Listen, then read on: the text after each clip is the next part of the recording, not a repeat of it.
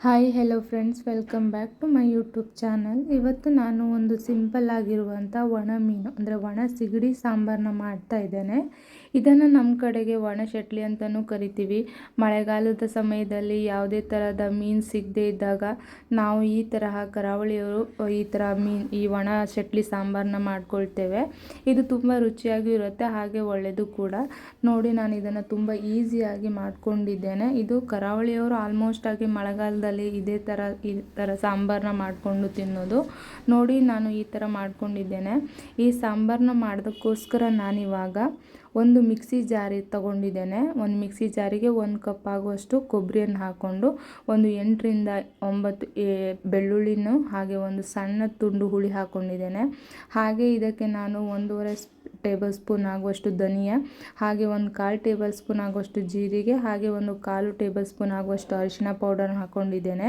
ಹಾಗೆ ಇದಕ್ಕೆ 8ರಿಂದ 10 ಬ್ಯಾಡಗೆ ಮೆಣಸಿನ್ಕಾಯಿ ಹಾಕಿ ಇದನ್ನು ನಾನು ನೋಡಿ ನುಣ್ಣಗೆ ರುಬ್ಕೊಳ್ತಾ ಇದ್ದೇನೆ. ಇದಕ್ಕೆ ಎಷ್ಟು ಬೇಕೋ ಅದಕ್ಕೆ ನೀರನ್ನು ಹಾಕ್ಕೊಂಡು ನಾನು ಈ ರೀತಿಯಾಗಿ ನುಣ್ಣಗೆ ರುಬ್ಕೊಂಡಿದ್ದೇನೆ. ಈಗ ನಾನು ಇನ್ನೊಂದು ಕಡೆ ಪಾತ್ರೆಯಲ್ಲಿ ಒಣ ಶೆಟ್ಲಿ ತಗೊಂಡಿದ್ದೇನೆ. ನೋಡಿ, ಇದನ್ನು ನಾನು 2ರಿಂದ 3 ಬಾರಿ ಚೆನ್ನಾಗಿ ವಾಶ್ ಮಾಡ್ಕೊಳ್ತಾ ಇದ್ದೇನೆ. ಈ ರೀತಿಯಾಗಿ ನೋಡಿ, ಇದನ್ನು ವಾಶ್ ಮಾಡ್ಕೊಂಡಾದಮೇಲೆ ಈಗ ನಾನು ಇದನ್ನು ಸೈಡಲ್ಲಿ ಎತ್ತಿಟ್ಕೊಳ್ತೇನೆ.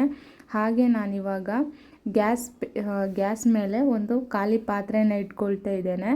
ನೋಡಿ, ಖಾಲಿ ಪಾತ್ರೆ ಇಟ್ಕೊಂಡು ನಾನು ಇದಕ್ಕೆ 1 ಗ್ಲಾಸ್ ಆಗುವಷ್ಟು ನೀರನ್ನು ಹಾಕ್ಕೊಳ್ತಾ ಇದ್ದೇನೆ.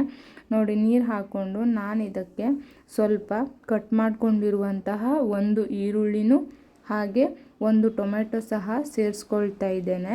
ನೋಡಿ, ಈ ರೀತಿಯಾಗಿ ಕಟ್ ಮಾಡ್ಕೊಂಡಿದ್ದೇನೆ ಈರುಳ್ಳಿ ಮತ್ತು ಟೊಮೆಟೊವನ್ನು. ಇದನ್ನು ಸ್ವಲ್ಪ ಕುದಿಬೇಕು, 1 ರೌಂಡ್ ಕುದಿ ಬರಬೇಕು, ಅಲ್ಲಿ ತನಕ ಕುದಿಸ್ಕೊಳ್ತಾ ಇದ್ದೇನೆ. ನೋಡಿ, ಹಾಗೆ ನಾನು ಇದು ಕುದಿ ಬಂದಮೇಲೆ ತೊಳೆದಿಟ್ಕೊಂಡಿರುವಂತಹ ಈ ಒಣ ಸಿಗಡಿಯನ್ನು ಹಾಕ್ಕೊಳ್ತಾ ಇದ್ದೇನೆ. ಇದನ್ನು ಹಾಕ್ಕೊಂಡ್ಬಿಟ್ಟು ಸ್ವಲ್ಪ ಕುದಿ ಬರಬೇಕು. ನೋಡಿ, ಈ ರೀತಿಯಾಗಿ ಒಂದು 5ರಿಂದ 10 ನಿಮಿಷಗಳ ಕಾಲ ಇದನ್ನು ನಾನು ಬೇಯಿಸ್ಕೊಳ್ತಾ ಇದ್ದೇನೆ.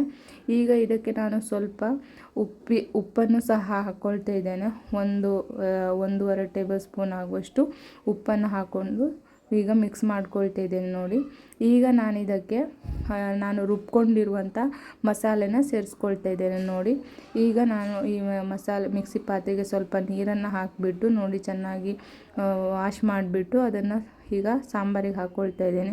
ನೋಡಿ, ಈ ರೀತಿಯಾಗಿ ಸಾಂಬಾರು ಒಂದು 5ರಿಂದ 10 ನಿಮಿಷಗಳ ಕಾಲ ಚೆನ್ನಾಗಿ ಕುದಿಬೇಕು. ಚೆನ್ನಾಗಿ ಕುದ್ರೇ ಅದ್ರ ಪರಿಮಳ ಚೆನ್ನಾಗಿರುತ್ತೆ. ನೋಡಿ, ಇವಾಗಲೇ ಉಪ್ಪನ್ನು ಈ ರುಚಿಗೆ ತಕ್ಕಷ್ಟು ಹಾಕ್ಕೊಳ್ಳಿ, ಎಷ್ಟು ಬೇಕೋ ಅಷ್ಟು. ಏನಕ್ಕಂದರೆ ನಾನು ಇದಕ್ಕಿಂತ ಮುಂಚೆನೇ ಸ್ವಲ್ಪ ಹಾಕಿಬಿಟ್ಟು ಕುದಿಸ್ಕೊಂಡಿದ್ದೇನೆ, ಅದಕ್ಕೋಸ್ಕರ. ನೋಡಿ, ಈ ಥರ ಕುದಿ ಬರಬೇಕು ಸಾಂಬಾರು ಚೆನ್ನಾಗಿ. ಈ ಥರ ಚೆನ್ನಾಗಿ ಕುದಿ ಬಂದಮೇಲೆ ನಾನಿವಾಗ ನೋಡಿ ಇದನ್ನು ಒಂದು 2ರಿಂದ 3 ನಿಮಿಷಗಳ ಕಾಲ ಅಂದರೆ ಮಿಕ್ಸ್ ಮಾಡ್ಕೊಳ್ತೇನೆ.